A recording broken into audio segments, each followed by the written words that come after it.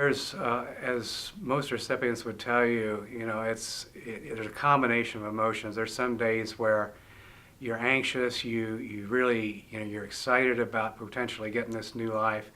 Some days, there's just days where you're ready to give up. How much longer can this go on?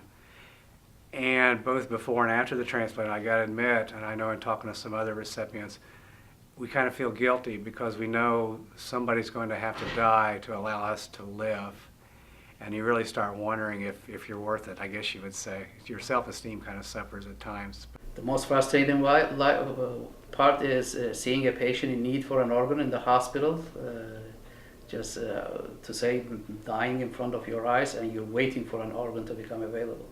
So you can save that life, but if you don't have that organ, there's nothing you can do about it. You have to understand our world a little bit. Upstairs right now in every one of these hospitals that does heart transplants or kidney transplants, there are usually a little group of people that are so desperate. They are at the end of their life basically, and they are up there with IVs that go into their heart that are constantly infusing drugs, and that is all that's keeping them alive.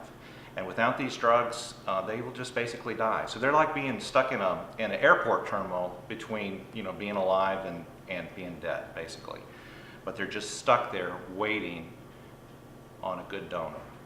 I have had the pleasure of speaking to patients waiting for organs.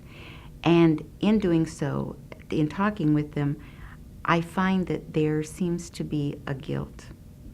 They feel guilty knowing that someone had to lose their life for them to get an organ. Please know that your donor did not die in order that you could live. The loss of your donor was going to happen regardless. It was some family out there that was generous enough to say yes to organ donation, but know that they were going to lose their life regardless. Donation just happened to be a wonderful thing that went on, and this person was able to give the gift of life at their demise.